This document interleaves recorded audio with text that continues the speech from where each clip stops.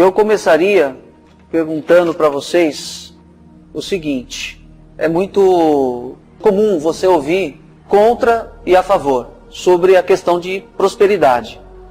O Evangelho é de prosperidade? Eu vou colocar aqui o meu pensamento. Aí cada um de vocês vai avaliar da maneira de vocês. Daí eu colocaria da minha maneira mais ou menos assim: o Evangelho é prosperidade. Primeiramente ele é de salvação.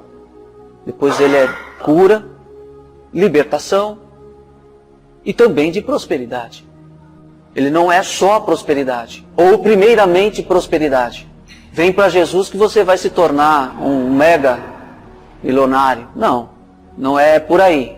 Mas ele nos ensina, a palavra de Deus nos ensina o quê? A sermos prósperos. E aí nós vamos ver aqui alguns versículos e caminhar aí para chegar a esse entendimento. Provérbios mesmo, 30, do 24 ao 28, esse exemplo de Salomão para as nossas vidas. A gente só olha para a Bíblia querendo enxergá-la do ângulo espiritual.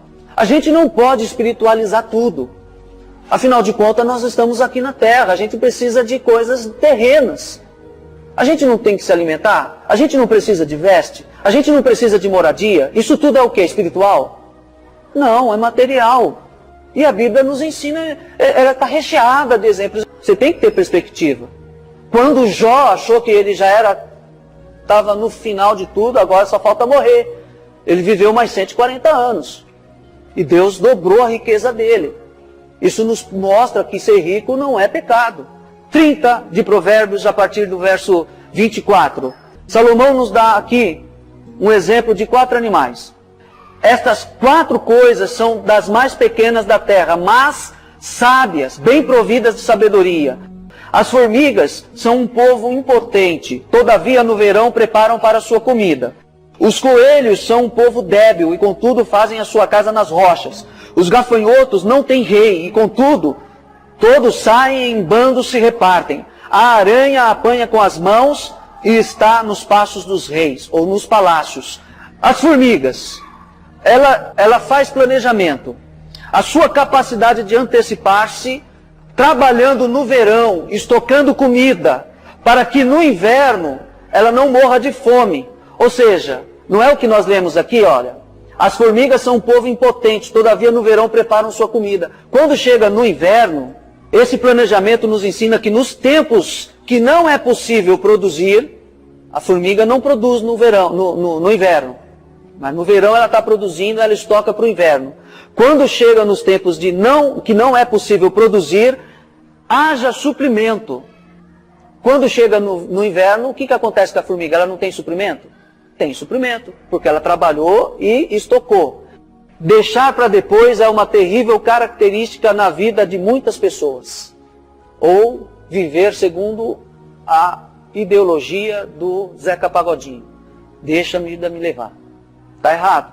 Você tem que planejar. Se você não fizer como as formigas e não usar esse princípio aqui das formigas, você trabalhar no verão, estocar. Irmãos, planejamento. A formiga trabalha no verão e no inverno ela está tranquila. Ela está tranquila. É claro que para todo mundo essa insegurança não é boa. Até para aquele que tem. Só que aquele que tem está mais tranquilo do que aquele que não tem, que está despreparado, evidentemente. Não vai demorar muito, essa crise vai passar. Porque é a primeira crise que nós vivemos. Mas crise, a nossa vida ela é cíclica. O que quer dizer isso? Nós estamos em crise hoje, passa.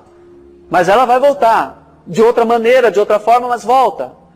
Eu estou bem hoje, mas eu tenho que me precaver, eu tenho que me prevenir, porque daqui a pouco acontece alguma coisa que me desestabiliza, mas só que eu estou preparado para isso. Vem esses planos do governo que dá uma desgovernada na gente, mas só que eu estou preparado para isso. Eu viajo, meu carro quebra, não tem problema, eu estou preparado para isso. Planejamento. As formigas, qual é o próximo bicho aí? Os coelhos, ou quero grilo, ou tem um outro nome. Esse coelho não é esse coelhinho que a gente conhece, é um coelho selvagem. O que ele faz? Vamos ver. Antes de entrar no coelho, uma outra qualidade da formiga é esforço, organização e solidariedade. O coelho, ele nos ensina sobre estabilidade. Salomão usa como modelo de investimento em segurança e estabilidade. Eles fazem suas casas nas rochas, não foi o que a gente leu? Os coelhos é um povo débil, contudo fazem a sua casa nas rochas. Mas o que quer dizer isso? Vamos ver. Eles fazem suas casas nas rochas, garantindo segurança contra os predadores, dando conforto e tranquilidade às suas famílias, aos seus familiares. Ou seja, o que é a rocha? A rocha como casa para o coelho? Segurança, conforto, tranquilidade para a sua família. Aí a gente fala, mas o que isso tem a ver com a gente? Irmãos, outro dia eu vi na televisão um camarada que construiu a sua casa no barranco. E aí tem um córrego aqui. Ele construiu um cômodo, fez aquelas colunas e um cômodo que passava por cima do córrego. E aí aqui é a rua. O que aconteceu naquelas meses de chuva? Desabou. Outro, nesse mesmo lugar, construiu, mas ele não fez cômodo aqui. Ele fez apenas a laje para a garagem, para pôr o carro, em cima do córrego. Então a gente fala assim, o coelho é inteligente, que ele constrói a casa dele na rocha, porque dá segurança para ele está escondido dos predadores. Só que nós, humanos, fazemos besteira, construímos nossa casa na beira do córrego. Então é inteligente construir ali? Não fez igual o coelho. Vamos para o outro bicho. Os gafanhotos não têm rei, e contudo, todos saem em bandos, se repartem.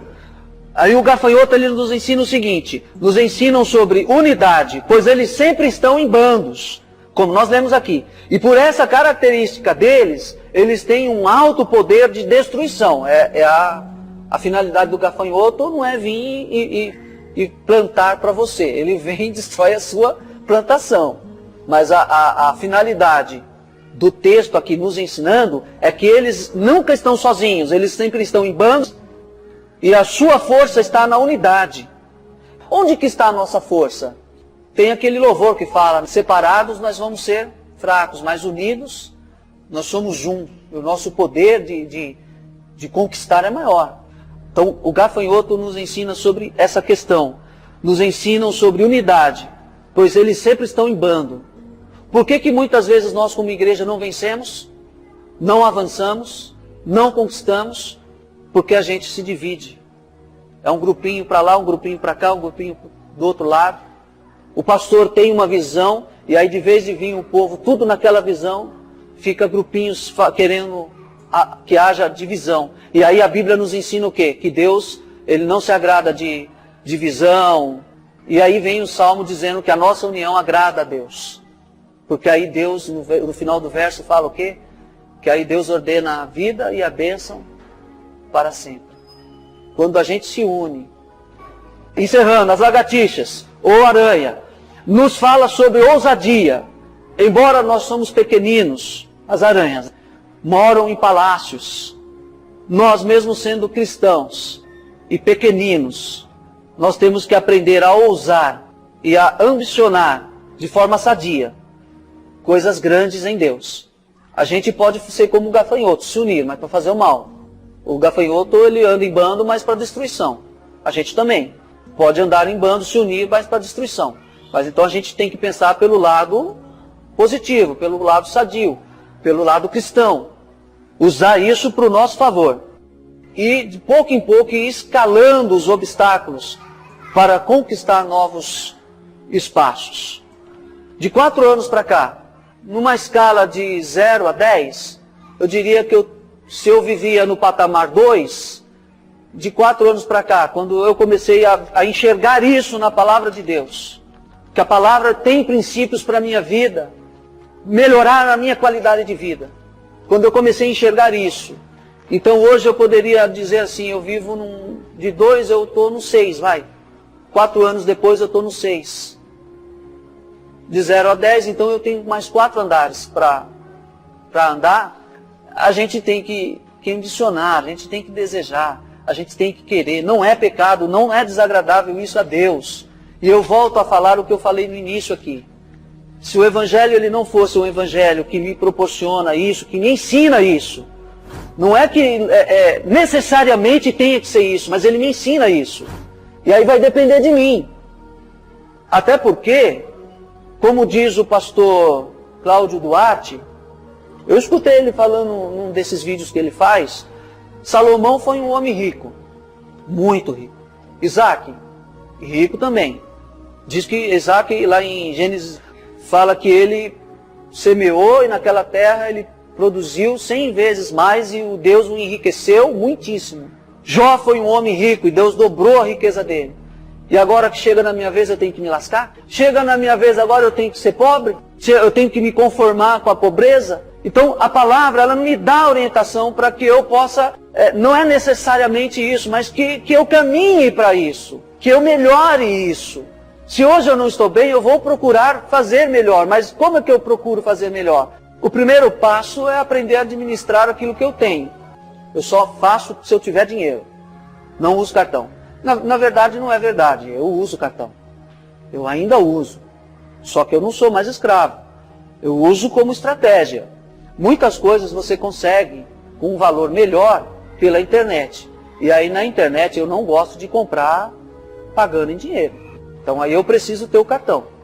Ele é a minha estratégia para conquistar as coisas que eu vou lá na loja está custando 200. Aí eu vou na internet está 120. Eu prefiro na internet. Só que aí na internet eu não gosto de pagar em boleto, à vista, não. Eu vou no cartão. Porque você tem um respaldo aí, você tem um prazo de cancelamento, essas coisas todas. Então a Bíblia ela nos ensina, irmãos,